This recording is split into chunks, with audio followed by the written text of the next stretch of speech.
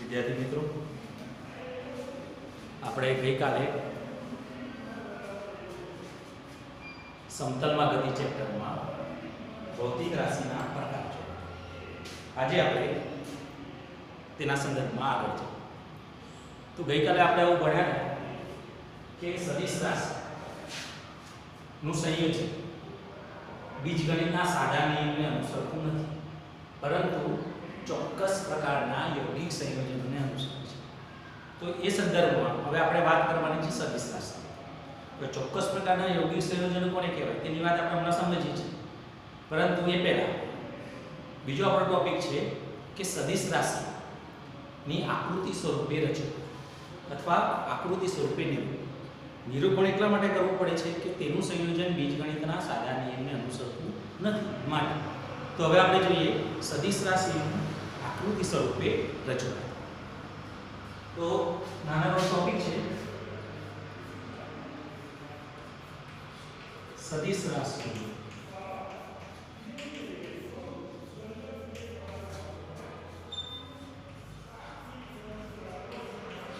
આકૃતિ સ્વરૂપે રજૂ.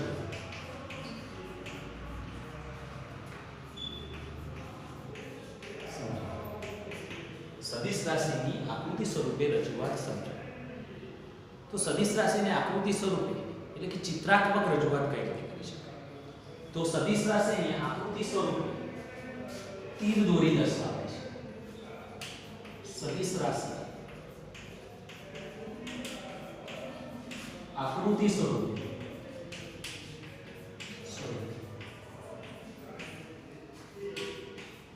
તીર દોરી દર્શાવે. આપણે કદાચ જાણીએ છીએ કે તીર દોરવું હોય તો તીર કેવી રીતે, એના પણ નિયમ છે કે તીરની લંબાઈ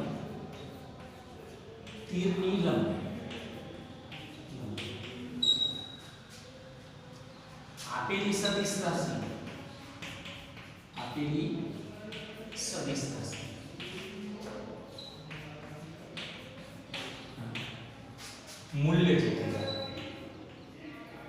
મૂલ્ય જેટલી તીર દોરવું હોય તો તીર દોરવા માટેનો પણ ચોક્કસ નિયમ છે. એમાં પહેલો નિયમ છે કે તીરની લંબાઈ કેટલી રાખવી, લેન્થ કેટલી રાખવી. તો આપેલી સદિશ રાશિના મૂલ્ય જેટલી રાખવી. ઘણીવાર સદિશ રાશિનું મૂલ્ય ઘણું બધું વધારે છે. એવા સંજોગોમાં તીરની લંબાઈ યોગ્ય સ્કેલમાં આપણે એટલે આપણે લખીશું કે તીરની લંબાઈ આપેલી સદિશ રાશિના મૂલ્ય જેટલી રાખવી અથવા યોગ્ય સ્કેલમાં લઈને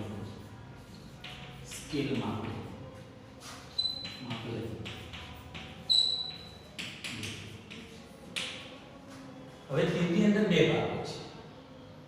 એક એનું હેડ અથવા માથું અને એનો પાછળનો ભાગ જેને પૂંછ અથવા ટેલ.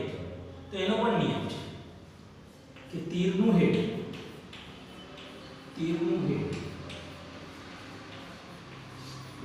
એટલે કે એનો એરોનો જેને આપણે ગુજરાતીમાં શીર્ષ કહીશું. તો તીરનું હેડ અથવા માથું કઈ બાજુ રાખવું? તો તીરનું હેડ આપેલી સદિશ રાશિ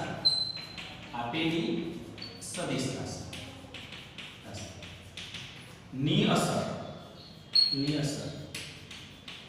જે દિશામાં પ્રવૃત્તિ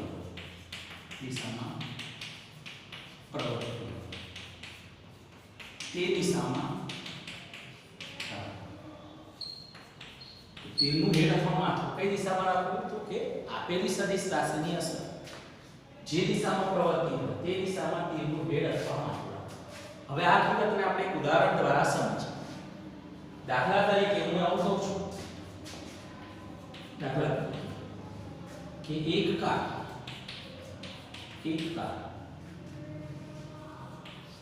દક્ષિણ દિશામાં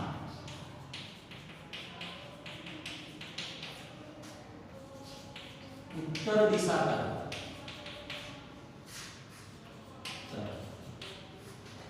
100 મીટર પ્રતિ સેકન્ડ ના વેગથી ગતિ કરે છે.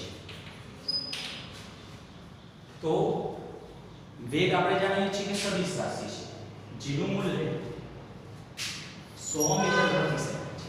હવે મારે આને આકૃતિ સ્વરૂપે રજૂ કરવું છે. તો સ્વાભાવિક છે કે આપણો નિયમ કહે છે કે સદિશ રાશિને આકૃતિ સ્વરૂપે રજૂ કરવી હોય તો કે તીર દોરવું પડે. તેનો અર્થ એ થયો કે તીર તો આપણે લંબાઈ તો કે સદિશ રાશિના મૂલ્ય જેટલી રાખવી તો કાં તો આપણે તીરની લંબાઈ 100 રાખવી પડે, પરંતુ એટલું મોટી તીર તો દોરી ન શકીએ. તો આપણે યોગ્ય સ્કેલમાં લઈને દોરીએ. યોગ્ય સ્કેલમાં લઈને એટલે ધારો કે હું 1 સેન્ટીમીટર બરાબર 20 રાખું 20 મીટર પ્રતિ સેકન્ડ, તો હું 5 સેન્ટીમીટર લાંબુ તીર દોરું તો આ તીર એ વેગને રજૂ કરશે. હું અહીં લખીશ વેગ 20. હવે આ જે તીર દોર્યું મેં વેગને રજૂ કરતું સદિશ રાશિને રજૂ કરતું તીર દોર્યું જેની લંબાઈ મેં રાખી છે 5 સેન્ટીમીટર. 1 સેન્ટીમીટર બરાબર મેં લીધા 20 મીટર પ્રતિ સેકન્ડ, તો ટોટલ મૂલ્ય થઈ ગયું 100 મીટર પ્રતિ સેકન્ડ.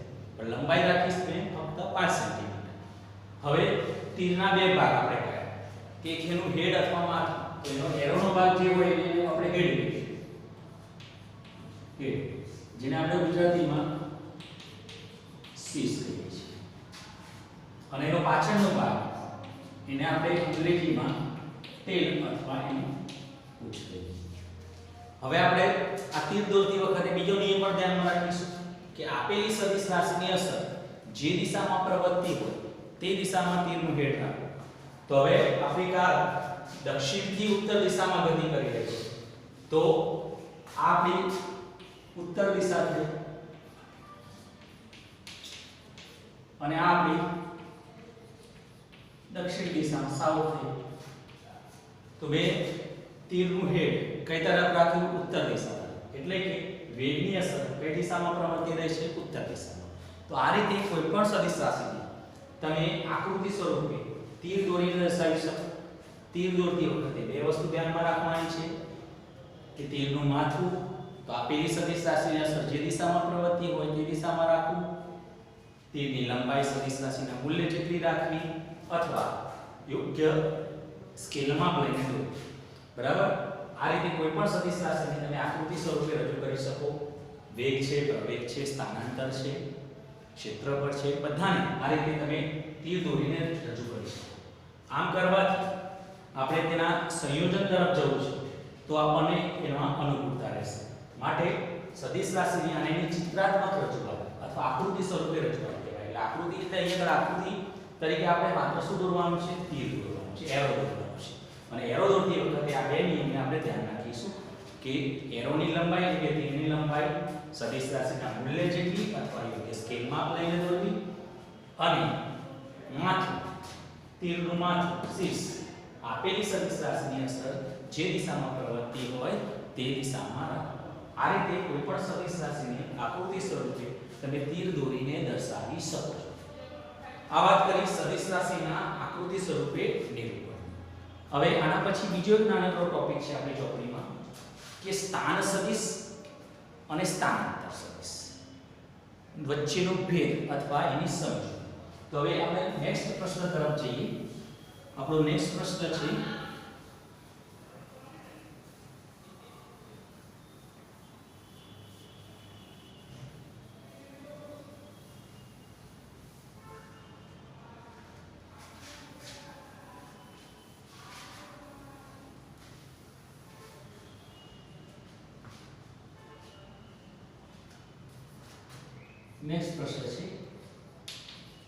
સ્થાન સદિશ,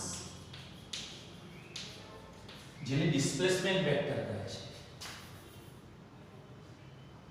અને સ્થાનાંતર સદિશ.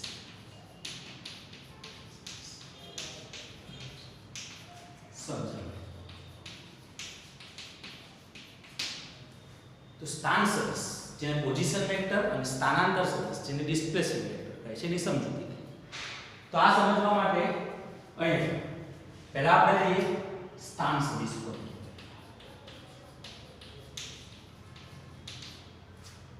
જેને નાના r સદિશ વડે દર્શાવાય છે. તો સ્થાન સદિશનું અર્થઘટન છે. આ સમજવા માટે આપણે અહીંયા એક કણને દ્વિપરિમાણિક ગતિને ધ્યાનમાં લઈએ. માની લો કે xy સમતલમાં કોઈ એક કણ વક્ર માર્ગે ગતિ કરે છે. આવા વક્ર માર્ગે ગતિ કરે છે. માની લો કે કોઈ એક t1 સમય કણ ગતિપથ પરના કોઈ બિંદુ p પર છે. ત્યાંથી ગતિ કરતો કણ કોઈ t2 સમય t1 સમય પછીના કોઈ પણ સમય t2 સમય ધારો કે q સ્થાને આવે છે, તો અહીં આગળ કણ સમય સાથે પોતાનું દ્વિપરિમાણમાં સ્થાન બદલે છે, એટલે કે કણ સમતલમાં અથવા દ્વિપરિમાણમાં ગતિ કરે છે. તો હવે આના સંદર્ભમાં આપણે બે વસ્તુ સમજવાની છે, સ્થાન સદિશ અને સ્થાનાંતર સદિશ. બંને શબ્દ આમ એક જેવા લાગે છે, પણ બંને વચ્ચેનો ભેદ બહુ અગત્યનો છે. હવે આપણે વાત કરીએ કે સ્થાન સદિશ. તો સ્થાન સદિશ એના નામ પરથી જ આપણે કહી શકીએ પોઝિશન વેક્ટર, સ્થાન બતાવે છે. તો આપેલા સમયે કોઈ સંદર્ભ બિંદુની સાપેક્ષે કણનું સ્થાન દર્શાવતા સદિશ તેનો સ્થાન સદિશ કહેવામાં આવે છે, અથવા કોઈ સંદર્ભ બિંદુથી કોઈ કણને જોડતો સદિશ દોરવામાં આવે તો તેને સ્થાન સદિશ કહેવામાં આવે છે. હવે સંદર્ભ બિંદુ તરીકે ધારો કે અહીંયા હું xy સમતલનું ઉગમ બિંદુ કોને ધ્યાનમાં લો, તો xy સમતલના ઉગમ બિંદુને હું સંદર્ભ બિંદુ તરીકે લઉં. હવે કણ આપણે કહ્યું કે t1 સમયે p બિંદુએ છે ગતિપથ. તો t1 સમયે કણ ક્યાં છે xy સમતલમાં, કઈ જગ્યાએ છે એ આપણે શોધવું. તો ઉગમ બિંદુથી તે કણને જોડતો સદિશ એટલે કે તીર દોરવું.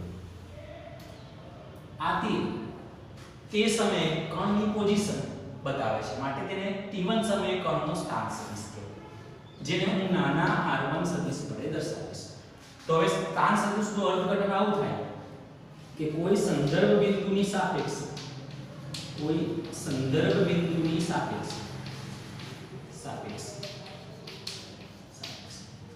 કણનું સ્થાન દર્શાવતા સદિશ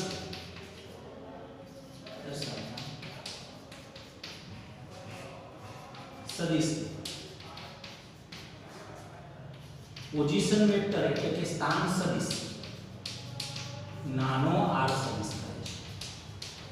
તો કોઈ સંદર્ભ બિંદુની સાપેક્ષે કણનું સ્થાન દર્શાવતા સદિશને સ્થાન સદિશ કહેવાય. ઘણી વખત અમુક ચોપડીમાં એની વ્યાખ્યા આ રીતે પણ આવે છે કે કોઈ સંદર્ભ બિંદુથી કોઈ કણને જોડતા સદિશ તેનો સ્થાન સદિશ કહેવાય, જે તે સમય. તો હવે આપણે લખવું તો લખી શકાય કે t1 સમયે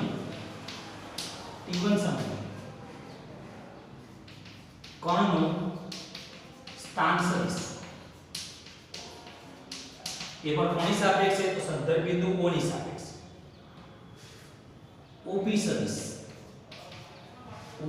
સદિશ જેને મેં કહ્યું r1 સદિશ. ચલો હવે હું એમ પૂછું કે t2 સમયે કણ ક્યાં છે xy સમતલમાં, કઈ જગ્યાએ આવેલો છે. તો મારે એ જાણવું હોય તો સંદર્ભ બિંદુથી તે સમયે કણને જોડતો સદિશ દોરવો હોય તો આપણું સંદર્ભ બિંદુ આવે, ત્યાંથી હું કણને જોડતો સદિશ દોરું, જેને હું નામ આપીશ OQ સદિશ એટલે કે r2 સદિશ. તો હવે એને લખવું તો લખાય કે t2 સમયે કણનો સ્થાન સદિશ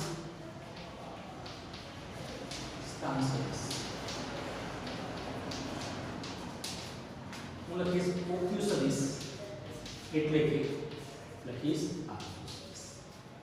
બરાબર. તો હવે આપણે ક્લિયર કટ ખ્યાલ આવી ગયો છે કે સ્થાન સદિશ શું બતાવે છે, તો આપેલા સમયે કોઈ સંદર્ભ બિંદુની સાપેક્ષે કણ ક્યાં આવેલો છે, કણની સ્થિતિ શું છે, કઈ જગ્યાએ છે, એની પોઝિશન બતાવે છે, માટે એને પોઝિશન વેક્ટર એટલે કે શું કહેવામાં આવે છે, સ્થાન સદિશ કહેવામાં આવે છે. બરાબર. સામાન્ય રીતે સંદર્ભ બિંદુ તરીકે આપણે અહીંયા xy સમતલનું ઉગમ બિંદુ O લીધું છે, પરંતુ એવું જરૂરી નથી કે દરેક સંજોગોમાં સંદર્ભ બિંદુ તરીકે યામ પદ્ધતિનું ઉગમ બિંદુ લેવા. અહીંયા કોઈ પણ સંદર્ભ બિંદુ લઈ શકાય. ધારો કે હું અહીંયા O' સંદર્ભ બિંદુ લઉં તો O' ની સાપેક્ષે p ને જોડતો સદિશ દોરું તો t1 સમયે O' p સદિશ એ કણનો સ્થાન સદિશ થશે. O' એ q ને જોડો સદિશ દોરું તો O' q સદિશ મળશે, જે t2 સમયે O' ની સાપેક્ષે કણનું સ્થાન બતાવશે. અર્થાત સંદર્ભ બિંદુ નક્કી કરવાના કોઈ ખાસ નિયમો નથી, પરંતુ આપણે સરળતા ખાતર xy સમતલના ઉગમ બિંદુને સંદર્ભ બિંદુ તરીકે લઈએ છીએ. તો ચલો હવે આપણે કહ્યું કે કણ xy સમતલમાં વક્ર માર્ગે ગતિ કરે છે. t1 સમયે કણ b બિંદુએ છે, તો પોઝિશન વેક્ટર r1 સદિશ છે. t2 સમયે કણ q બિંદુએ પહોંચે છે વક્ર માર્ગે ગતિ કરીને, તો તે સમયે તેનું સ્થાન સદિશ o ની સાપેક્ષે r2 સદિશ છે. આનો અર્થ એ થયો કે આપેલા બે સમયગાળા ની વચ્ચે કણ p થી q તરફ પોતાનું સ્થાન બદલે છે સમય સાથે, એટલે કે સ્થાનાંતર કરે છે. તો હવે આપણે એ કહી શકાય કે અહીંયા આગળ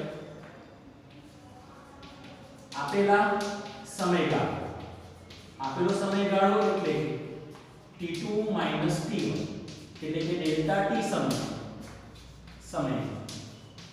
કણ p થી q સ્થાનાંતર કરે છે.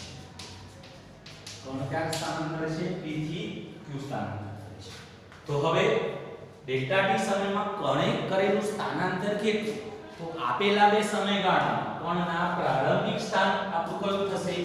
t1 સમયે t, અંતિમ સ્થાન t2 સમયે t. તો કણના પ્રારંભ બિંદુ અને અંતિમ બિંદુ ને જોડતો હું સદિશ દોરું છું, જે હું યલો ચોકથી દોરું છું. એને આપણે અહીં આગળ સ્થાનાંતરનો સદિશ ડેલ્ટા r સદિશ અથવા એને d સદિશ તરીકે ઓળખીશું. તો હવે ક્લિયર કટ આપણા મગજમાં થઈ જવું કે સ્થાનાંતર સદિશ એટલે શું? તો કણના ગતિપથના પ્રારંભ બિંદુ અને અંતિમ બિંદુને જોડતો સદિશ એટલે કણનો સ્થાનાંતર સદિશ. તો આપેલા બે સમયગાળા કણના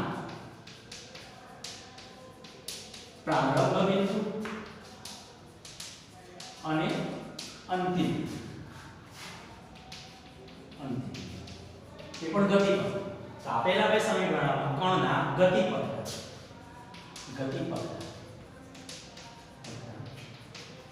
પ્રારંભ બિંદુ અને અંતિમ ને જોડતા સદિશ કણનું સ્થાનાંતર સદિશ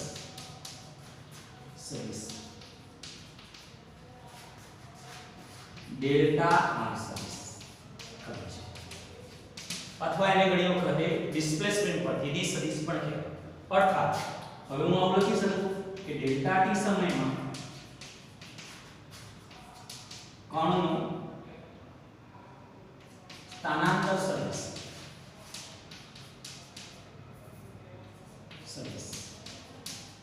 મારો થશે pq સદિશ, એટલે કે એને ડેલ્ટા r સદિશ અથવા હું ડિસ્પ્લેસમેન્ટ વેક્ટર d સદિશ તરીકે ઓળખીશ. ચલો હવે સમજીએ બરાબર. તો સ્થાનાંતરનું સદિશ અને સ્થાન સદિશ બંને વચ્ચે આ સૂક્ષ્મ ભેદ છે. સ્થાન સદિશ શું બતાવે છે? તો આપેલા સમયે કણની પોઝિશન બતાવે છે, અને સ્થાનાંતર સદિશ એ માત્ર ને માત્ર આપેલા બે સમયગાળામાં ગતિપથ પર કણના પ્રારંભ બિંદુ અને અંતિમ બિંદુને જોડતો સદિશ છે, અને એ કણે કાપેલું સાચું અંતર નથી. વળી સ્થાનાંતરનો સદિશ કણનું ગતિપથ પણ નથી બતાવતો, કારણ કે જોઈ શકો છો કે કણ આવા વક્ર માર્ગે જાય છે, અને સ્થાનાંતરનો સદિશ આપણને બતાવે છે કે ડેલ્ટા t સમયમાં કણ p થી q તરફ સ્થાનાંતર કરે છે. એ કણે કાપેલું સાચું અંતર નથી, અર્થાત સ્થાનાંતર સદિશનું મૂલ્ય કણે કાપેલા અંતર કરતા ઓછું હોઈ શકે. સ્થાનાંતર સદિશનું મૂલ્ય માત્ર કણના પ્રારંભ બિંદુ અને અંતિમ બિંદુ વચ્ચેનું લઘુત્તમ અંતર છે, જે કણે કાપેલું સાચું અંતર નથી. તો બરાબર યાદ રાખીશું કે સ્થાનાંતર સદિશ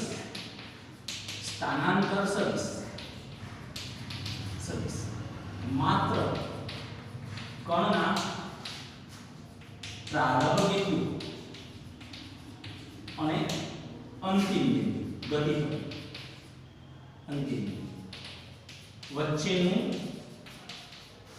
સ્થાનાંતર સદિશનું મૂલ્ય કણના પ્રારંભ બિંદુ અને અંતિમ બિંદુ વચ્ચેનું લઘુત્તમ અંતર છે, જે કણનો સાચો ગતિપથ નથી.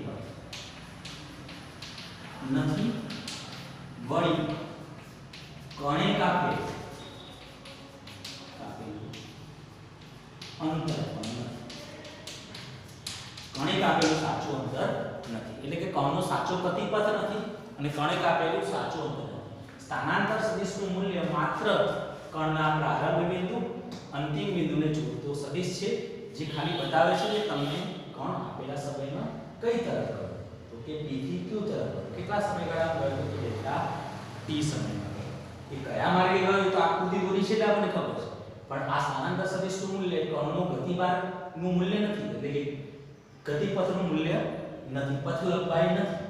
પથ લંબાઈ તો અહીંયા pq છે, એનું મૂલ્ય વધારે હોઈ શકે. સ્થાનાંતર સદિશનું મૂલ્ય પથ લંબાઈ જેટલું કે તેનાથી હંમેશા ઓછું હોય છે. આની વાત તમે થોડી કરી ચેપ્ટર નંબર 3 માં ભણી ગયા છો. પથ લંબાઈ અદિશ રાશિ છે, જે કણે કાપેલું કુલ અંતર છે, અને હંમેશા યાદ રાખીશું કે સ્થાનાંતર સદિશનું મૂલ્ય તેની પથ લંબાઈ જેટલું કે તેનાથી ઓછું. એનો અર્થ એ થયો કે પથ લંબાઈ હંમેશા કદાચ સ્થાનાંતરથી જેટલી કે તેનાથી વધુ હોઈ શકે, પથ લંબાઈ ક્યારે સ્થાનાંતરથી ઓછી હોઈ શકે નહીં. આનો અર્થ એ થયો કે સ્થાનાંતર સદિશનું મૂલ્ય પથ લંબાઈના મૂલ્ય જેટલું કે તેનાથી ઓછું હોઈ શકે. તો આ આપણો બીજો ટોપિક થયો પોઝિશન વેક્ટર, જેના વિશે આપણે વારે વાત કરવાની આવશે 11મા ધોરણમાં, 12મા ધોરણમાં, ત્રાસ સદિશ. તો જે તે સમયે કણ ક્યાં છે x y ગતિપથ એ દર્શાવતો સદિશ એટલે સ્થાન સદિશ.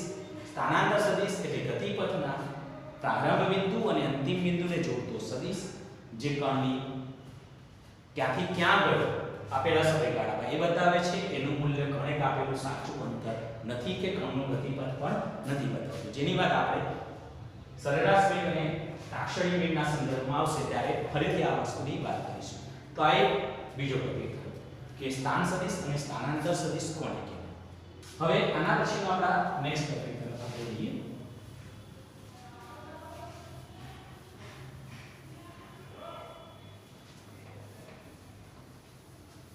હવે ખૂબ જ અગત્યનો ટોપિક છે સદિશોની સમાનતા, જેની મદદથી આપણે સદિશ રાશિઓના સંયોજન સમજવાના છે. અને એના માટે સદિશોની સમાનતા બહુ જરૂરી છે. આપણે હમણાં જ કહ્યું એ પ્રમાણે કે સદિશ રાશિને આકૃતિ સ્વરૂપે તીર દોરી દર્શાવે છે. તો હવે તીરનો એરો અને તીરની લંબાઈ કેટલી છે એના સંદર્ભમાં સદિશોની સમાનતા ચકાસી શકાય છે. તો આ સમજવા માટે આપણે હવે નેક્સ્ટ ટોપિક આપણો જોઈએ સદિશોની સમાનતા.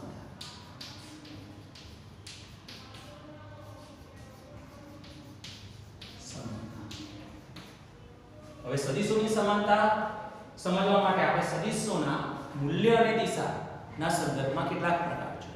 એમાં પહેલો પ્રકાર છે સમાન સદિશ. સમાન સદિશ જેને ઇક્વલ વેક્ટર કહેવાય. તો હવે સમાન સદિશ કોને આ સમજવા માટે કેટલીક સદિશ રાશિઓ ને હું આકૃતિ સ્વરૂપે તીર દોરી દર્શાવું છું, જેના નામ હું ABCD ગમે તે XYZ રાખીશ. તો હું આગળ ત્રણ સદિશ રાશિઓને આકૃતિ સ્વરૂપે રજૂ કરું છું. એક છે A, બીજી છે B અને ત્રીજી સદિશ રાશિ દોરું છું C સદિશ. હવે ઇક્વલ વેક્ટર સમાન સદિશ કોને તો અહીંયા પર બે અલગ અલગ સદિશ રાશિઓ આકૃતિ સ્વરૂપે રજૂ કરી છે. A, B અને C સદિશ. A સદિશ, B સદિશ અને C સદિશ. હવે જોઈ શકો છો કે A અને B ને રજૂ કરતા સદિશોની લંબાઈ સરખી છે. બંનેના હેડ એટલે કે માથું એક જ દિશામાં છે. જ્યારે C સદિશ નું મૂલ્ય જુદું છે, એનું દિશા પણ જુદી છે. તો એના આધારે હવે સમાન સદિશનું અર્થઘટન આવું થાય છે કે જે સદિશોનું મૂલ્ય અને દિશા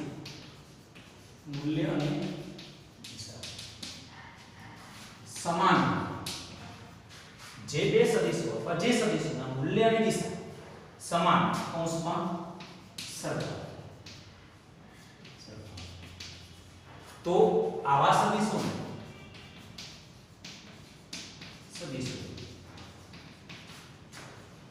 સમાન સદિશ છે.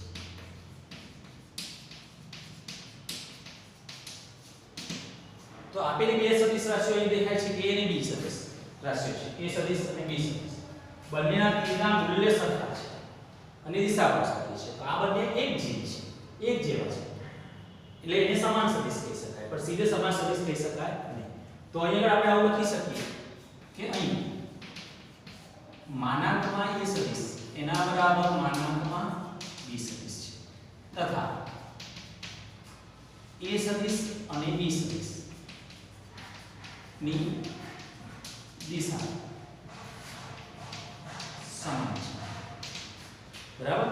તો એ સદિશ અને બી સદિશ બંને સમાન સદિશ છે, એક જેવા છે. આ બંને સદિશ રાશિઓ એક જેવી છે. તો એ સદિશ અને બી સદિશ બંનેને સરખી ગણી શકાય. અર્થાત સમાન સદિશ માટે આવું લખી શકાય સદિશ એ સદિશ બરાબર બી સદિશ. વળી એ જોઈ શકીએ છીએ કે એ સદિશ માનાંકમાં is not equal to c સદિશ માનાંકમાં તથા એ સદિશ અને c સદિશ ની દિશા જુદી છે. માટે આપણે a અને c ને સમાન સદિશ ન કહી શકીએ.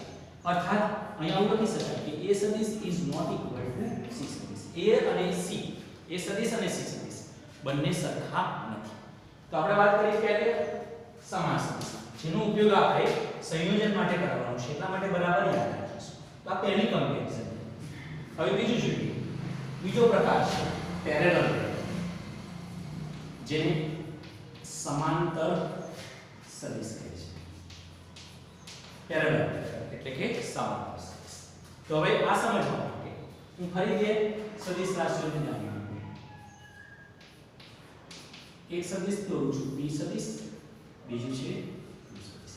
બરાબર યાદ રાખીએ કે અહીં આગળ આ abcd pq આ બધા જે સદિશો લઉં છું એ સદિશ રાશિઓ છે એમ સમજો. ચલો અહીંયા જોઈ શકીએ છીએ કે p સદિશ અને q સદિશ ના તીર ને રજૂ કરતા તીરની લંબાઈ એટલે કે મૂલ્ય સરખું દેખાય છે ના નથી. બરાબર. પરંતુ બંનેની દિશા છે એક જ છે. તો આવા બે સદિશોને એકબીજાના પેરેલલ એટલે કે સમાંતર સદિશ. તો હવે સમાંતર સદિશનું અર્થઘટન આપણે આવું કરી શકીએ કે જે સદિશોની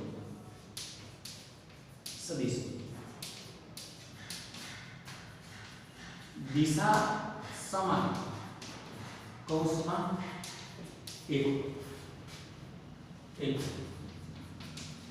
તો આવા સદિશ એકબીજાના સમાંતર સદિશ જે સદિશોની દિશાએ મૂલ્ય જુદું જુદું હોય છે. બરાબર. તો આવા સદિશોને સમાંતર સદિશ કહેવાય. અહીં લખાય આકૃતિ પર કે અહીં માનાંકમાં p સદિશ is not equal to માનાંકમાં q સદિશ. એટલે કે p અને q ના મૂલ્ય સરખા નથી પણ દિશા એક જ છે. માટે p અને q સમાંતર સદિશ છે. માટે લખાય કે p સદિશ અને q સદિશ સમાંતર સદિશ છે. માટે આવું લખવું હોય તો લખી શકાય કે p સદિશ સમાંતર છે q સદિશ. p અને q સદિશ એકબીજાને સમાંતર છે. મિત્રો આના પરથી એક સીધું સાદું અર્થઘટન આ બે પ્રકારો પરથી તમે કરી શકો. શું કરી શકો? સીધું સાદું છે કે સમાન સદિશમાં મૂલ્યની દિશા સરખી હોવી જોઈએ. સમાંતર સદિશમાં દિશા સરખી હોવી જોઈએ, મૂલ્ય સરખું હોવું જરૂરી નથી. આનો અર્થ એ થયો કે પ્રત્યેક સમાન સદિશ સમાંતર હોય છે. પ્રત્યેક સમાન સદિશ સમાંતર હોય છે પરંતુ સમાંતર સદિશ સમાન સદિશ ન હોય છે. બરાબર. તો આ બીજો પ્રકાર છે. હવે ત્રીજો પ્રકાર જોઈએ.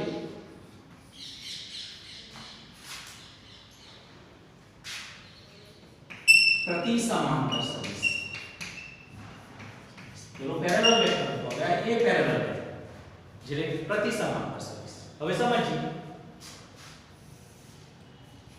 માની લો કે એક સદિશ કેપિટલ R સદિશ છે.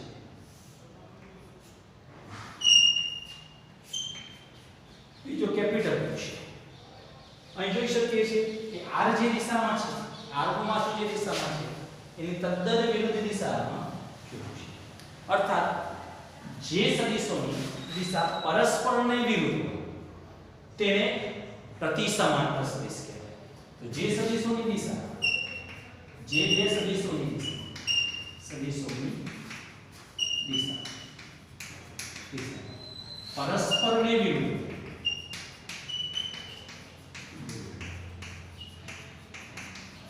તો આવા સદિશો પ્રતિ સમાંતર સદિશ.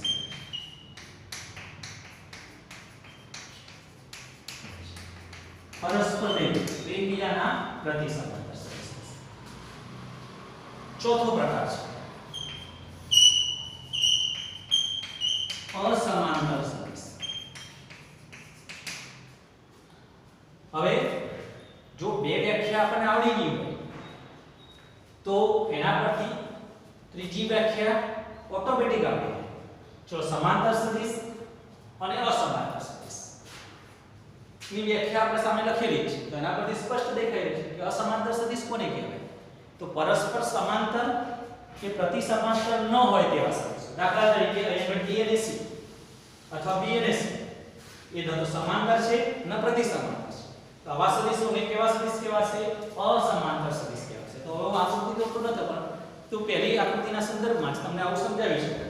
તો અસમાંતર સદિશ કોને કહીશું? તો પરસ્પર સમાંતર કે પ્રતિ સમાંતર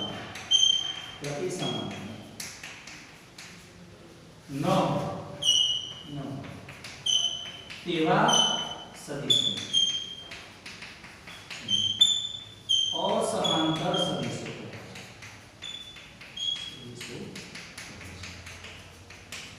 પરસ્પર સમાંતર કે પ્રતિ સમાંતર ન હોય તેવા સદિશોને અસમાંતર સદિશ કહે છે. દાખલા તરીકે A સદિશ અને C સદિશ, B સદિશ અને C સદિશ. આ બે આકૃતિ કમ્પેર કરવી હોય તો ઉપર કરી શકાય. C અને P, Q અને C, આ બધા કેવા સદિશો થશે? અસમાંતર સદિશ થશે. પરસ્પર સમાંતર કે પ્રતિ સમાંતર ન હોય તેવા સદિશ. ચોથો પ્રકાર. હવે પાંચમો પ્રકાર જોઈએ સદિશોની સમાનતાના સંદર્ભમાં.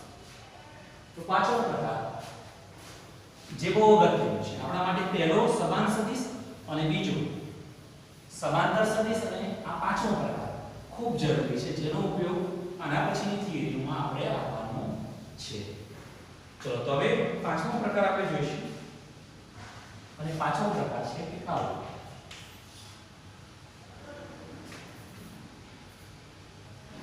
સમાન કોણ વિરુદ્ધ દિશા.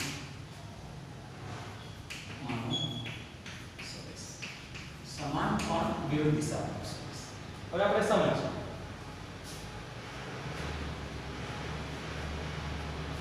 એના માટે હું અહીંયા પણ આકૃતિ દઉં.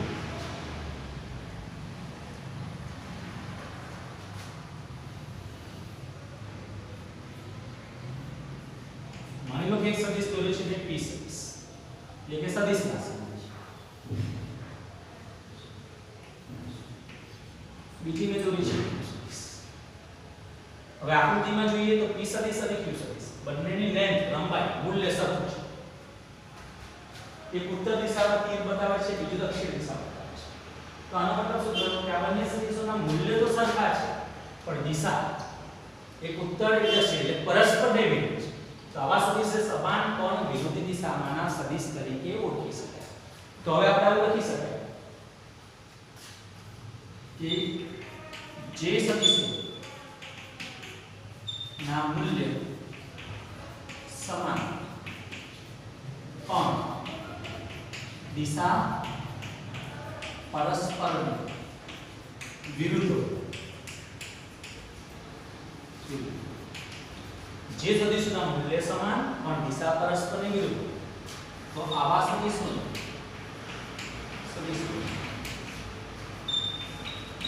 સમાન પણ વિરુદ્ધ દિશામાંના સદિશ કહે છે.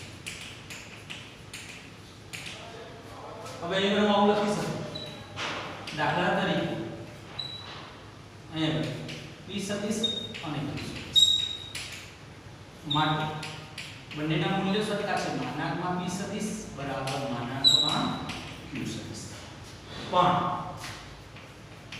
p સદિશ અને q સદિશ ની દિશા પરસ્પર કેવી દેખાય છે? વિરુદ્ધ છે, બરાબર. તો એના માટે આવું લખી શકાય કે p સદિશ - q સદિશ, અર્થાત p અને q ની દિશા પરસ્પર વિરુદ્ધ છે, તો માઈનસ દિશાની શું દર્શાવશે? બંનેના મૂલ્ય તો સરખા જ છે, એક જેવા જ છે, એક સરખા જ છે, પણ બંનેની અસર અલગ અલગ દિશામાં પડે છે, વિરુદ્ધ દિશામાં માટે એ લખી શકાય p સદિશ બરાબર -q સદિશ. તો આ સદિશોની સમાનતાના સંદર્ભમાં તીર તો સ્વરૂપે દોરીએ આપણે આકૃતિ સ્વરૂપે સદિશ રાખશે ત્યારે તીરની લંબાઈ અને એરો એટલે કે હેડ માથાના સંદર્ભમાં તમે આ રીતે એના પ્રકાર પાડી શકો અને એનો ઉપયોગ કરી અને આપણે આના પછીના આગળના ટોપિક તરફ જવાનું છે, જે આપણે નેક્સ્ટ લેક્ચરમાં જોઈશું, સદિશોનું સંયોજન, જેના વિશે આપણે હવે નેક્સ્ટ લેક્ચરમાં વાત કરીશું.